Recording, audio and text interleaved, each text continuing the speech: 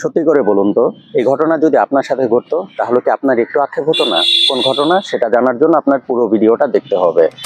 আমি আজকে কথা বলবো বাংলাদেশের সদ্য প্রকাশিত একটা মুভি উৎসব, এটা নিয়ে।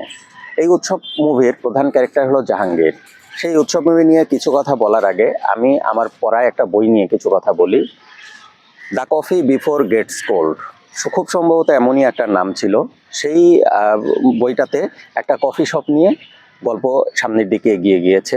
সেই কফি শপে বা একটা কাহিনী ছিল, যেখানে হলো একটা মানুষ কিছু শর্ত সাপেক্ষে অতীতে ফেরত যেতে পারতো। অতীতে ফেরত যাওয়ার পরে সে অতীতের ঘটনাগুলো বর্তমান মানসিকতায় সে দেখতে পারতো, বিচার করতে পারতো। তো তারপরে সে অতীতে ফেরত যাওয়ার পরে তার সেইখানে গিয়ে কিছু আক্ষেপ হয়, তার কিছু রিয়েলাইজেশন হয়, সে কিছু ফিল করে যে না, সে এইভাবে না করে ওইভাবে চিন্তা করলেও পারতো। সো তখন অতীতে গিয়ে সে বুঝতে পারে যে তার চিন্তা ভাবনা, ধ্যান ধারণা কিছুটা ভুল ছিল, কিন্তু তখন আর কিছু করার থাকে না। তো এখন আমি ফেরত আসি বাংলাদেশে যে নতুন একটা মুভি রিলিজ হয়েছে উৎসব, সেটার কাহিনী প্রসঙ্গে। এই উৎসব মুভির প্রধান ক্যারেক্টার হলো জাহাঙ্গীর, যার জাহাঙ্গীর চরিত্রে অভিনয় করেছেন আমাদের সবার প্রিয় শক্তিমান অভিনেতা জাহিদ হাসান। তো আমি বেশি কথা না বাড়িয়ে মুভির কিছু দৃশ্যে চলে যাই। সেই মুভিতে জাহাঙ্গীর শুরু থেকেই দেখা যায় তাকে সবাই বলে খাইস্টা জাহাঙ্গীর নামে। তো খাইস্টা জাহাঙ্গীর সব কিছু থেকে দূরে থাকে, কাউকে আপন করতে চায় না, কারণ সেই কবর নামে যে একটা কবিতা আমরা পড়েছিলাম, সেই কবর কবিতার মতো সব কিছু, যে সে কোনো কিছুকে আপন করে ধরলে সেটাই তার হাত থেকে ফসকে চলে যায়।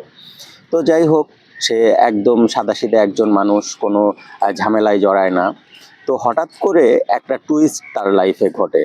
চঞ্চল চৌধুরী, সে এই মুভিতে ভূতের একটা ক্যারেক্টার প্লে করেছে। এই খাইস্টা জাহাঙ্গীরের লাইফে সেই চঞ্চল চৌধুরীর আবির্ভাব ঘটে। তারপরে আসল ঘটনা শুরু। চঞ্চল চৌধুরী তাকে তার অতীতে ফেরত নিয়ে যায়। অতীতে ফেরত নিয়ে যাওয়ার পরে এই খাইস্টা জাহাঙ্গীর দেখে যে না, লাইফটা আসলে অদ্ভুত, অন্যরকম।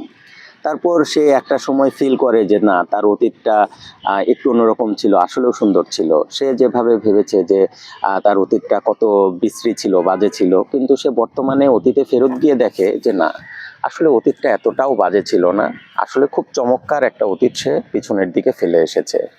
তখন সে একটা সময় ফিল করে যে না, অতীতে যদি আরও একটু সময় বেশি থাকা যেত।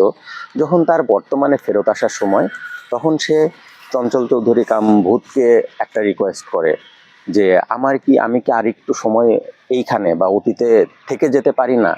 এই যে তার অতীতে থেকে যাওয়ার যে আকুতি, এটা কিন্তু আমাদের বুঝিয়ে দেয়, চোখে আঙ্গুল দিয়ে বুঝিয়ে দেয় যে যে মানুষটা তার অতীত নিয়ে এত বেশি হতাশায় ভুগত, এত বেশি কষ্টে ভুগত, সেই মানুষটাও বর্তমান থেকে যখন অতীতে চলে যায়, তখন কিন্তু সে ফিল করে তার অতীতটা আসলেই অনেক মধুর ছিল। তো আমাদের বাস্তব জীবনটা, প্রত্যেকের বাস্তব জীবনটাও কিন্তু একই রকম।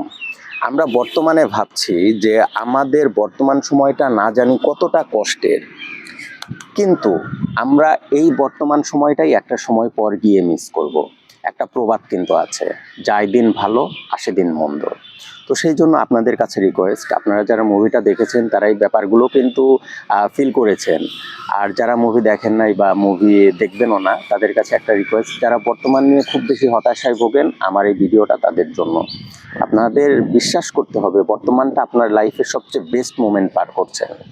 আজকে এই পর্যন্তই। আপনারা যদি উৎসব মুভিটা দেখে থাকেন তাহলে সবাই অবশ্যই কমেন্ট করে জানাবেন।